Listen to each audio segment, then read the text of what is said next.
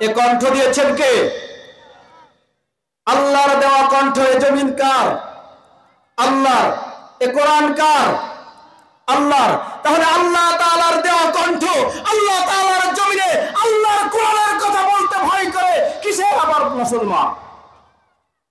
আল্লাহ রাব্বুল আলামিন আমাদেরকে জোরে জোরে বলার তৌফিক দান করুক। আলহামদুলিল্লাহ। সবাই কি ভয় করতেছেন নাকি? ভয় করতেছেন না?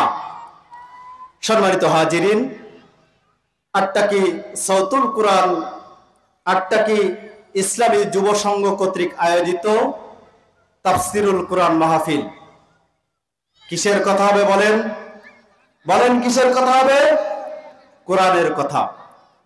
তার আগে আমরা দুরূদ ও সালাম এবং সব জীবনের যত শুকরিয়া আছে একটু শুকরিয়া তান স্বরূপ বলি আলহামদুলিল্লাহ। জোরে বলেন আলহামদুলিল্লাহ।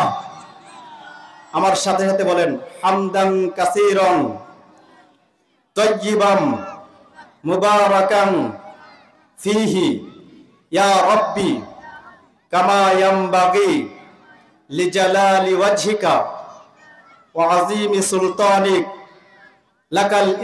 লাকাল হামদু বিল কুরআন লাকাল হামদু বিল ঈমান লাকাল হামদু বিল ইসলাম। প্রশংসা করলাম কার? কার করলাম? সব সময় প্রশংসা করব কার? সুতরাং তাফসিরুল কুরআন মাহফিল, কোরআন থেকে আমরা শুনতে চাই, ঠিক কিনা? সবাই বলেন। আল্লাহ রাব্বুল আলামিন বলতেছেন, পৃথিবীর একটা শাশ্বত বাণী পবিত্র কুরআনুল কারীম আমি তোমাদেরকে উপহার দিলাম। কেন আমি তোমাদেরকে উপহার দিলাম? কোন উদ্দেশ্য করে আমি কোরআনকে নাজিল করলাম? সূরাতুল ইব্রাহিম 1 নম্বর আয়াতের মধ্যে আল্লাহ রাব্বুল আলামিন বলতেছেন, কিতাবুন আনজালনাহু ইলাইকা লিতুখরিজান নাসা মিনাজ যুলুমাতি ইলান নূর। আল্লাহ রাব্বুল আলামিন বলতেছেন সূরাতুল ইব্রাহিম 1 নম্বর আয়াত, আল্লাহ রাব্বুল আলামিন বলতেছেন আমি কিতাবকে নাজিল করেছি। কিতাবুন আনজালনাহু, আমি এই কিতাবকে নাজিল করেছি লিতুখরিজান নাস, যেন মানুষগুলো বেরিয়ে আসতে পারে। কাদের কথা বলছেন? মানুষদের কথা বলছেন। আল্লাহ রাব্বুল আলামিন এখানে অন্য কোনো প্রাণীর কথা বলেন নাই। লিতুখরিজান নাসা মিনাজ যুলুমাতি ইলান নূর, যেন মানুষগুলো বেরিয়ে আসতে পারে অন্ধকার থেকে আলোর দিকে। আমি আল্লাহ রাব্বুল আলামিন এই জন্যই কোরআনকে নাজিল করেছি, অন্য কোনো উদ্দেশ্য নয়। ঠিক কিনা বলেন? আমরা এখানে একটা মাহফিল দিয়েছি, একটা উদ্দেশ্য আছে না? এজন্য যে কোনো কাজের আগে উদ্দেশ্য থাকে। আল্লাহ রাব্বুল আলামিন কেন কোরআনকে নাজিল করলেন এ কথাটা বলে দিলেন। সম্মানিত হাজিরিন, আমি আপনাদের সামনে সূরাতুল ফুরকান থেকে, ফুরকানের 63 থেকে 66 নম্বর আয়াত তেলাওয়াত করেছি। বলেন কি? সূরার নাম বলছি কি? ফুরকান। চলুন আমরা একটু সূরাটি সম্পর্কে একটু জেনে আসি। এই সূরাটি পবিত্র কুরআনুল কারীমের 25 নম্বর সূরা। কত নম্বর সূরা? সূরাটির আয়াত সংখ্যা রয়েছে 77টি, রুকু সংখ্যা রয়েছে 6টি। এটি রাসূল সাল্লাল্লাহু আলাইহি ওয়াসাল্লামের মাক্কি জীবনের মাঝামাঝি সময়ে নাজিল হয়েছে।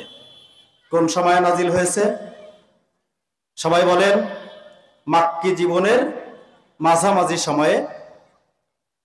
আজকে আমার আলোচ্য বিষয় হচ্ছে রহমানের বান্দাদের গুণ, রহমানের বান্দাদের বৈশিষ্ট্য।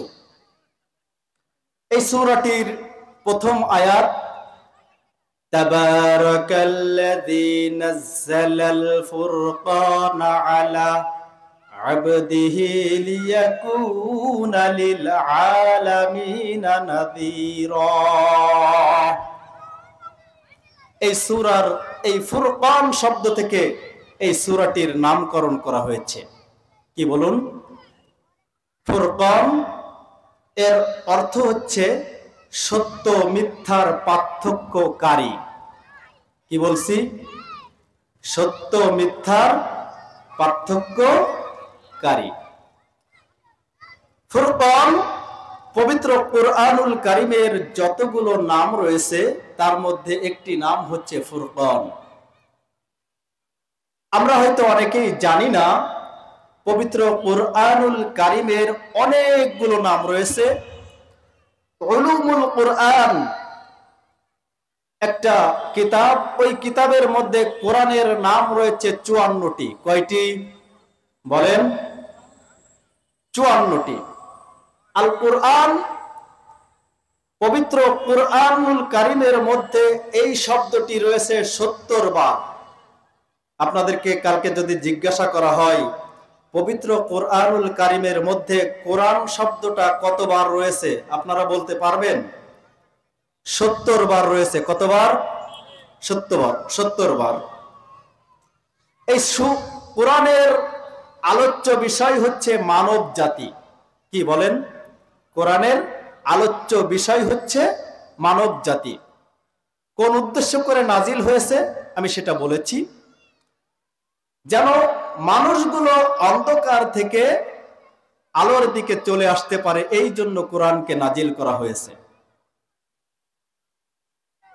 কোরআনের একটি মহত্ব রয়েছে। কোরআনের বললাম 54টি নাম রয়েছে, তার মধ্যে কোরআনের একটি নাম রয়েছে কিতাব। আল্লাহ রাব্বুল আলামিন সূরাতুল বাকারা 2 নম্বর আয়াতের মধ্যে বলতেছেন, যালিকাল কিতাবু লা রাইবা ফীহ। আমি তোমাদের জন্য একটি কিতাব দিলাম, আমি তোমাদের জন্য একটি পুস্তক দিলাম, আমি তোমাদের জন্য একটি বই দিলাম, এই বইয়ের ভিতরে কোনো সন্দেহ নাই। There is book where of no doubt. এটা একটা কিতাব যার ভিতরে কোনো সন্দেহ নাই। হুদাল লিল মুত্তাকিন, মুত্তাকিদের জন্য। এই কিতাবের আরেকটা নাম রয়েছে জিকির। সূরাতুল হিজর 9 নম্বর আয়াতের মধ্যে আল্লাহ রাব্বুল আলামিন বলতেছেন, ইন্না নাহনু নাযালনা যিকরা ওয়া ইন্না লাহু লাহাফিজুন। আমি এই কিতাব, এই জিকির নাজিল করেছি যেন এটাকে আমি সংরক্ষণ করার দায়িত্ব আমার। এই কিতাবের একটা নাম রয়েছে ফুরকান, যেটা আমি আগের থেকেই বলেছি। এই কিতাবের আরেকটা নাম রয়েছে হিকমা। সূরাতুল ইয়াসিন 1 এবং 2 নম্বর আয়াত আল্লাহ রাব্বুল আলামিন বলতেছেন, ইয়াসিন ওয়াল কুরআনিল হাকীম। তাহলে কোরআনের কয়েকটি নাম রয়েছে। আমি যদি নাম সম্পর্কে বলতে যাই তাহলে আমি সময় থেকে পারবো না। এবার কোরআনের সূরা রয়েছে 114টি। কয়টি? সবাই বলেন। 114টি। কোরআনের রুকু রয়েছে 540টি। কোরআনের পারা রয়েছে 30টি। সূরাগুলোকে 2 ভাগে ভাগ করা হয়, একটি হচ্ছে মাক্কি সূরা, একটি হচ্ছে মাদানী সূরা। আমি যে সূরাটি তেলাওয়াত করেছি ওই সূরাটি রাসূল সাল্লাল্লাহু আলাইহি ওয়াসাল্লামের মাক্কি জীবনে নাজিল হয়েছে। সুতরাং আল্লাহ রাব্বুল আলামিনের কাছে জিজ্ঞাসা করলাম, মাবুদগণ, তুমি তো কোরআন নাজিল করেছো মানুষ যেন অন্ধকার থেকে আলোর দিকে চলে আসতে পারে, সেই জন্য। মাবুদ, কোরআনের কাছে যদি আমরা জিজ্ঞাসা করি এই কোরআন শুনলে কি হবে? আল্লাহ রাব্বুল আলামিন সূরাতুল হামিম সাজদা 26 নম্বর আয়াতের মধ্যে আল্লাহ রাব্বুল আলামিন সেই কথাটাই কোট করে দিয়েছেন। আল্লাহ রাব্বুল আলামিন বলতেছেন, ওয়া ইযা কুরিয়াল কুরআনু ফাসতামিউ লাহু ওয়া আনসিতু লাআল্লাকুম তুরহামুন। আমরা এখানে কি শুনতে এসেছি?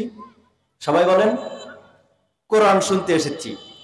সুতরাং আল্লাহ রাব্বুল আলামিন বলতেছেন, যখন তোমাদের সামনে কোরআনকে তেলাওয়াত করা হয়, তোমরা তোমাদের দিলের কান দিয়ে অর্থাৎ মনোযোগ সহকারে কোরআনকে শোনো, লাআল্লাকুম তুরহামুন, আশা করা যায় তোমরা রহমত প্রাপ্ত হবে। কার কথা বলেন, কার কথা? তাহলে কোরআন যেখানে তেলাওয়াত করা হবে সেখানে যদি সুন্দরভাবে মনোযোগ দিয়ে শোনা যায় তাহলে আশা করা যায় আমরা কার রহমত পাবো? আল্লাহর রহমত পাবো। কিন্তু আজকে বাংলাদেশে অনেক জায়গায় রয়েছে যেখানে কোরআন শুনতে গেলে মানুষ বাধা দেয়, ঠিক কিনা? হ্যাঁ, এটা আবু জাহেলদের কথা ছিল। সূরাতুল আরাফ 207 নম্বর আয়াতের মধ্যে আল্লাহ রাব্বুল আলামিন বলতেছেন, আল্লাহ রাব্বুল আলামিন তাদেরকে ডাক দিয়ে বলতেছেন, ওয়াকালাল্লাযীনা কাফারু লা তাসমাউ লিহাদাল কুরআনি ওয়ালগাউ ফীহি লাআল্লাকুম তাগলিবুন। এই কথাটা বলেছিল আবু জেহেল, আর সেই কথাটাকে আল্লাহ রাব্বুল আলামিন নোট করে কোরআনুল কারীমের সূরাতুল আরাফের 207 নম্বর আয়াতের মধ্যে লিপিবদ্ধ করে দিয়েছেন। বলেন সুবহানাল্লাহ। আবু জেহেল সেদিন বলেছিলেন, ও আমার সাঙ্গপাঙ্গ যারা রয়েছেন, ও আমার অনুসারীগণ যারা রয়েছেন, তোমাদেরকে আমি একটি সুন্দরভাবে একটা কথা বলে দিই, যখন কোরআনকে তেলাওয়াত করা হবে তোমরা যেন কোরআন শুনতে না যাও। কি বলছে? তোমরা যেন কোরআন শুনতে না যাও। যেখানে কোরআনের আলোচনা হবে সেখানে তোমরা যেও না। আজকে বাংলাদেশে একদল মুসলমান রয়েছে, 5ই আগস্টের আগে তারা অনেককেই বলেছে কোরআনের শব্দকে স্তব্ধ করে দিতে চেয়েছে, ঠিক কিনা বলেন? 5ই আগস্টের আগে অনেক তাফসীরুল কোরআন মাহফিলের দেশে থেকে বাদ দিয়ে দেওয়া হয়েছে, অনেক আলেমকে নির্যাতন করা হয়েছে, অনেক আলেমদেরকে নির্যাতন করে কারাবন্দী করা হয়েছে, অনেক আলেমদেরকে ফাঁসি দেওয়া হয়েছে, ঠিক কিনা বলেন? তাদের দোষ ছিল কি? শুধুমাত্র কোরআনের কথাটা তারা বেশি সুন্দর করে মানুষের কাছে উপস্থাপন করত, ঠিক কিনা? এজন্য আল্লাহ রাব্বুল আলামিন বলতেছেন সূরাতুল আরাফ 207 নম্বর আয়াতের মধ্যে বলতেছেন, ওয়াকালাল্লাযীনা কাফারু লা তাসমাউ লিহাদাল কুরআন, কাফেররা বলতো তোমরা এই কুরআন শোনো না, ওয়ালগাউ ফীহি লাআল্লাকুম তাগলিবুন, আর যেখানেই কোরআনের আলোচনা হবে সেখানেই তোমরা হট্টগোল বাঁধিয়ে দাও। বোঝা গেল? কোরআনকে যদি পৃথিবীতে ভুলে যাই, আল্লাহ রাব্বুল আলামিন দুনিয়া এবং আখিরাতে তার জন্য 2টা শাস্তির ব্যবস্থা করে রেখেছেন। 2টা শাস্তি তার জন্য নির্ধারিত হবে। সবাই বলেন কয়টা? 2টা। আল্লাহ রাব্বুল আলামিন বলতেছেন সূরাতুত তাহা 124, 25 এবং 126 নম্বর আয়াতের মধ্যে এই কথা বলে দিয়েছেন, তোমরা যদি পৃথিবীতে কোরআনকে ভুলে যাও আমি তোমাদেরকে দুনিয়া এবং আখিরাতে লাঞ্ছনা, গঞ্চনা, অপমান, অপদস্থ করব।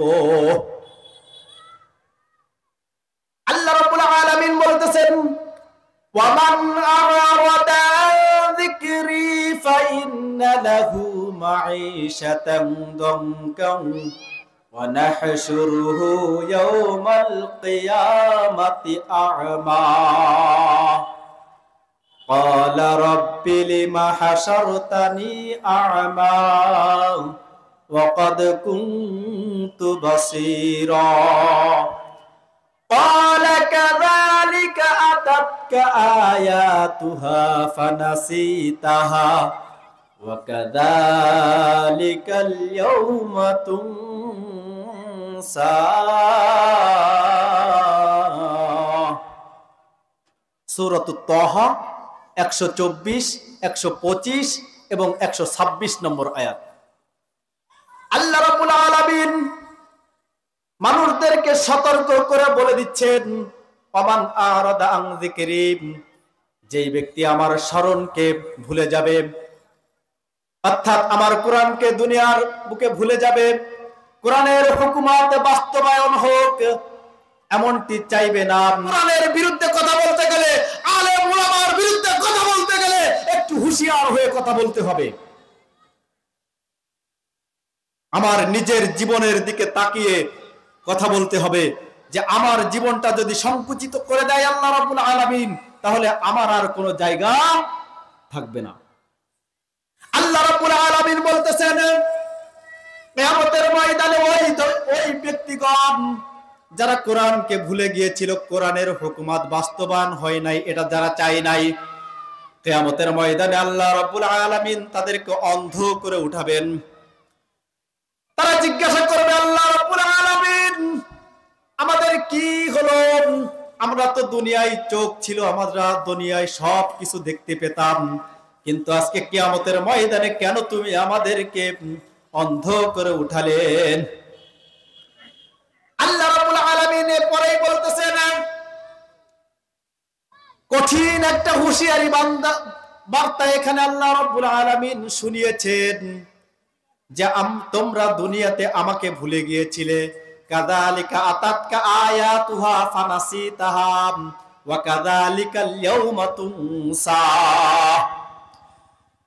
আমি আল্লাহ রাব্বুল আলামিনের কোরআন তোমাদের সামনে গিয়েছিল, কোরআনের বিধান তোমাদের সামনে গিয়েছিল, কিন্তু তোমরা মানো নাই, তোমরা আরেকজন সমাজে মানুক সেটাও তোমরা চাও নাই, নিজেরাও বাস্তবায়ন করো নাই, বাস্তবায়ন হোক সেটাও তোমরা চাও নাই, তোমরা দুনিয়ায় থাকতে কোরআনকে ভুলে গিয়েছিলে। সুতরাং আমি আজকে কিয়ামতের ময়দানে তোমাদেরকেও ভুলে গেলাম। কথাটা একটু চিন্তা করেন। হয়তোবা আমার সামনে কয়েকজন লোক বসে আছেন, কিন্তু আল্লাহ রাব্বুল আলামিন কথাটা কত মারাত্মক বলেছেন এটা একটু চিন্তা করেন।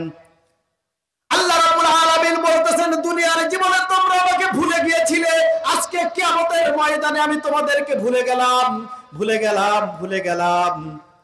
আল্লাহ যদি এই কথা বলে বসেন, আমরা এখানে যারা আছি আমাদের কোন নেতার আদর্শ দিয়ে কাল কিয়ামতে পার পাওয়া যাবে কিনা? যাবে?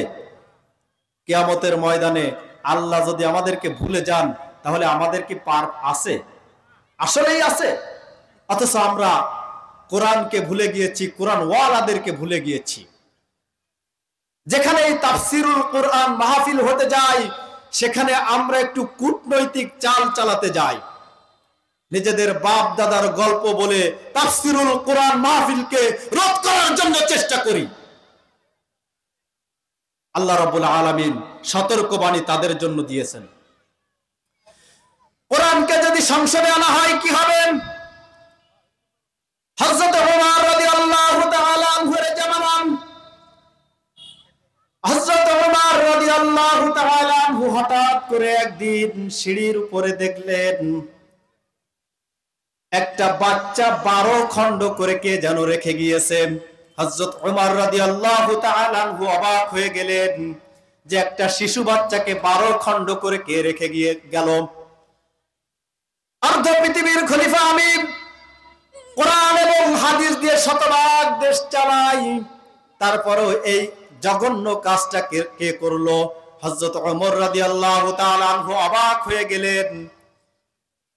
রাজসভায় গিয়ে বললেন, ঘোষণা দিয়ে দিলেন, এই বাচ্চা কার, তাকে আগে খুঁজে বের করো। মুসলমান খেয়াল করতে হবে, হযরত ওমর রাদিয়াল্লাহু তাআলা আনহু একদিন নয়, 2 দিন নয়, 3 দিন পর্যন্ত খোঁজাখুঁজি করলেন, কোন মানুষকে পেলেন না। কার বাচ্চা সেটাও জানেন না, কে হত্যা করেছে সেটাও জানলেন না। কোরআন সংসদে ছিল বিদায়, ইমানের তাড়নায় একজন মহিলা দৌড়ে এসে 3 দিন পরে এসে বলতেছেন, ইয়া আমিরুল মুমিনিন হযরত ওমর রাদিয়াল্লাহু তাআলা আনহু, এই বাচ্চা আমার, আর আমি একে 12 খণ্ড করে আপনার সিঁড়ির উপরে রেখে দিয়েছি। হযরত ওমর রাদিয়াল্লাহু তাআলা আনহু অবাক হয়ে গেলেন। কোরআন সংসদে অবস্থিত রয়েছে, কোরআন দিয়ে শতভাগ বাস্তবায়ন রয়েছে, অথচ তারপরেও তুমি 12 ভাগ করে কেন তোমার সন্তানকে সিঁড়ির উপরে রাখলে? মহিলা জবাব না দিয়ে আজকে যাইতে পারবে না। হযরত ওমর রাদিয়াল্লাহু তাআলা আনহুর কাছে ওই মহিলা বর্ণনা করতেছেন, ইয়া আমিরুল মুমিনিন, আমি জঙ্গলের ভিতরে আমার বাবাকে নিয়ে বসবাস করি, কিন্তু কয়েকজন দুশ্চরিত্র যুবক আমার বাবার অনুপস্থিতিতে আমার সাথে অনৈতিক কাজ করেছে, যার কারণে এটা হচ্ছে তার ফসল। আমি হযরত রাসূলুল্লাহ সাল্লাল্লাহু আলাইহি ওয়াসাল্লামের মুখে শুনেছি, যদি কোনো জারজ সন্তান পৃথিবীতে জন্ম নেয়, সব থেকে আগে সে কোরআনের অবস্থানে নেয়। কোরআনের বিরোধিতা করে কোনো জারজ সন্তান, সেজন্য আমি তাকে হত্যা করে দিয়েছি। যে আমার সন্তান হয়ে সে পৃথিবীতে কোরআনের বিপক্ষে কথা বলবে, এটা আমি সহ্য করতে পারবো না। আমিরুল মুমিনিন আরো অবাক হয়ে গেলেন, এরকম কাজ কে করলো?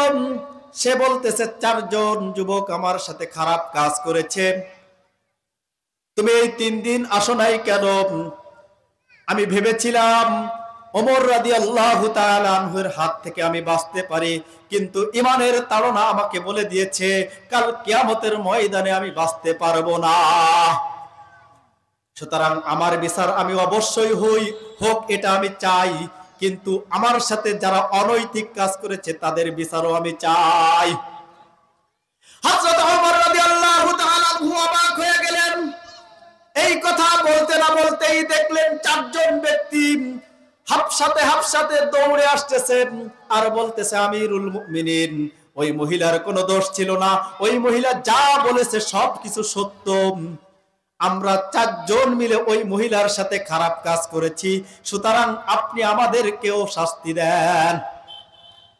আমিরুল মুমিনিন হযরত ওমর রাদিয়াল্লাহু তাআলা আনহু আরো অবাক হয়ে গেলেন, বললেন, কেন আসো নাই? 3 দিন পর্যন্ত মদিনার অলিতে গলিতে আমি ঘোষণা দিয়েছি, অর্ধ পৃথিবীর শাসনকর্তা আমি সব জায়গায় ঘোষণা দিয়েছি, কিন্তু তোমরা আসো নাই কেন?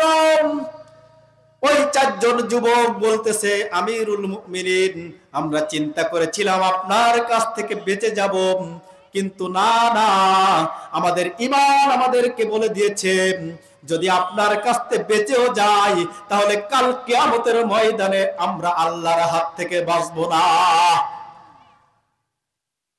এটা কিসের জন্য সম্ভব হয়েছে? বলে, কোরআন সংসদে ছিল বিধায় এটা সম্ভব হয়েছে। সুতরাং আমি আর ওদিকে আলোচনায় যাব না, আমরা চেষ্টা করব যে আমরা কোরআনকে সমাজে বাস্তবায়ন করার জন্য, ঠিক কিনা? সামনে একটা সময় আসতেছে, আলহামদুলিল্লাহ। এই সময় যদি বাংলাদেশে কোরআন সংসদে না যায়, তাহলে আর কোনোদিন যাইতে পারবে না। দুরূদ ও সালাম পেশ করি সেই মানবতার মুক্তির দিশারি হযরতে মুহাম্মদুর রাসূলুল্লাহ সাল্লাল্লাহু আলাইহি ওয়াসাল্লামের প্রতি, যাকে সৃষ্টি না করা হলে পৃথিবীর কোনো কিছুই সৃষ্টি করা হতো না। সকলেই মুহাব্বতের সহিত বলেন সাল্লাল্লাহু আলাইহি ওয়াসাল্লাম। বলেন, জোরে বলেন। কার নাম নিলাম? আল্লাহ রাব্বুল আলামিন, যার চরিত্রের সার্টিফাই স্বয়ং আল্লাহ রাব্বুল আলামিন করেছেন। আব্রাহাম লিঙ্কন করেন নাই, কার্ল মার্কস করেন নাই, আইনস্টাইন করেন নাই, পৃথিবীর যত বিজ্ঞানী রয়েছে কোন বিজ্ঞানী তার চরিত্রের সার্টিফাই করেন নাই। আমার আল্লাহ রাব্বুল আলামিন স্বয়ং মুহাম্মদুর রাসূলুল্লাহ সাল্লাল্লাহু আলাইহি ওয়াসাল্লামের চরিত্রের সার্টিফাই করেছেন। আল্লাহ রাব্বুল আলামিন বলতেছেন সূরাতুল কলাম 4 নম্বর আয়াতের মধ্যে আল্লাহ রাব্বুল আলামিন বলতেছেন, ওয়া ইন্নাকা লাআলা খুলুকিন আযীম। হে রাসূল, আমি আপনাকে উত্তম চরিত্র দিয়ে পৃথিবীতে পাঠিয়েছি। বলেন সুবহানাল্লাহ। সেই রাসূলের প্রতি দুরূদ পড়তে আমাদের এত কার্পণ্য কেন? আমরা এত কিপটামি করতেছি কেন? আল্লাহ রাসূল সাল্লাল্লাহু আলাইহি ওয়াসাল্লাম হাদিসের মধ্যে বলেছেন, কোন ব্যক্তি যদি মহব্বতের সহিত, ভালোবাসার সহিত আমি রাসূলুল্লাহর নামটা উচ্চারণ করে, সাথে সাথে আল্লাহ রাব্বুল আলামিন তাকে 10টা রহমত দান করেন। সুবহানাল্লাহ। সেজন্য মহব্বতের সহিত, ভালোবাসার সহিত একটু বলেন সাল্লাল্লাহু আলাইহি ওয়াসাল্লাম। সম্মানিত হাজিরিন, আমি আপনাদের সামনে ফুরকানের 63 থেকে 66 নম্বর আয়াত, 3টা আয়াত তেলাওয়াত করেছিলাম। আল্লাহ রাব্বুল আলামিন বলতেছেন, ওয়াইবাদুর রাহমানিল্লাযীনা ইয়ামশুনা আলাল আরদি হাওনাও ওয়া ইযা খাতাবাহুমুল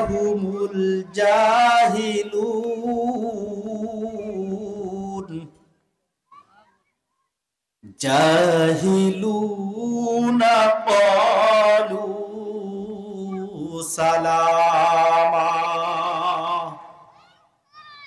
আল্লাহ রাব্বুল আলামিন বলতেছেন, রহমানের বান্দা তো তারাই যারা তাদের পাশ দিয়ে যদি কোনো মূর্খ যায় বা অজ্ঞ লোক যায়, তাদেরকে বলে দেয় সালাম, অর্থাৎ তাদেরকে এড়িয়ে চলে। রহমানের বান্দা হতে গেলে 13টা গুণ তার থাকা দরকার। কয়টা? আমরা আজকে এই 13টা গুণ মোটামুটি ভাবে মুখস্থ করব। প্রথম নম্বর গুণ হচ্ছে আল্লাহর জমিনে তারা নম্রভাবে চলাফেরা করে। 13 নম্বর গুণের প্রথম নম্বর গুণ কি? তারা পৃথিবীতে নম্রভাবে চলাফেরা করে। দ্বিতীয় নম্বর গুণ হচ্ছে মূর্খ, অভদ্র যারা, তাদেরকে এড়িয়ে চলে। তৃতীয় নম্বর গুণ হচ্ছে আল্লাহ রাব্বুল আলামিনের সিজদায় রাত কাটিয়ে দেয়। চতুর্থ নম্বর গুণ হচ্ছে জাহান্নামের ভয়ে ক্রন্দনরত হয়, অর্থাৎ রাত জেগে জেগে আল্লাহ তাআলার ইবাদত করে এবং রহমানের বান্দা হওয়ার জন্য আল্লাহর কাছে ক্ষমা প্রার্থনা করে। ষষ্ঠ নম্বর গুণ হচ্ছে তারা যখন খরচ করে কার্পণ্য করে না, অর্থাৎ কৃপণতা করে না, আবার খুব বেশি খরচও করে না, উভয়ের মধ্যে ভারসাম্য রক্ষা করে। ষষ্ঠ নম্বর গুণ হচ্ছে আল্লাহর ইবাদতে কাউকে শরীক করে না। অষ্টম নম্বর গুণ হচ্ছে কাউকে অন্যায়ভাবে হত্যা করে না। নবম নম্বর গুণ হচ্ছে জেনা ব্যভিচারের নিকটবর্তী হয় না। দশম নম্বর গুণ হচ্ছে তারা মিথ্যা সাক্ষ্য দেয় না। 11 নম্বর গুণ হচ্ছে যে স্থানে আজে বাজে কথা হয় সেখান থেকে তারা চলে যায়। 12 নম্বর গুণ হচ্ছে আল্লাহর আয়াতের সাথে অন্ধ বধির ভাবে তারা অনুসরণ করে না। 13তম নম্বর গুণ হচ্ছে তারা নিজেদের সন্তানদের জন্য এবং পরিবারের জন্য দোয়া করে। বুঝতে পেরেছেন মোটামুটি ভাবে? আল্লাহ রাব্বুল আলামিন বলতেছেন প্রথম নম্বর গুণ ওয়াইবাদুর রহমান, রহমানের বান্দা তো তারাই আল্লাযীনা ইয়ামশুনা ফিল আরদি, অর্থাৎ তারা জমিনের ভিতরে নম্রভাবে চলাফেরা করে। নম্রভাবে মানে এমনটা নয় যে হাঁটতে গেলে কেউ যদি ধাক্কা দেয় তাহলে পড়ে যাবে, এমনটা নয়। অর্থাৎ কথাবার্তায়, চলাফেরায়, চাল চলনে তারা নম্র ভাব প্রকাশ করেন। আল্লাহ রাব্বুল আলামিন তাদেরকে বলতেছেন এরা হচ্ছে রহমানের বান্দা যারা নম্রভাবে পৃথিবীতে চলাফেরা করে। সূরাতুল লুকমানের 18 নম্বর আয়াতের মধ্যে আল্লাহ রাব্বুল আলামিন বলতেছেন, লা তামশি ফিল আরদি মারহা ইন্নাল্লাহা লা ইউহিব্বু কুল্লা মুখতালিন ফাখুর।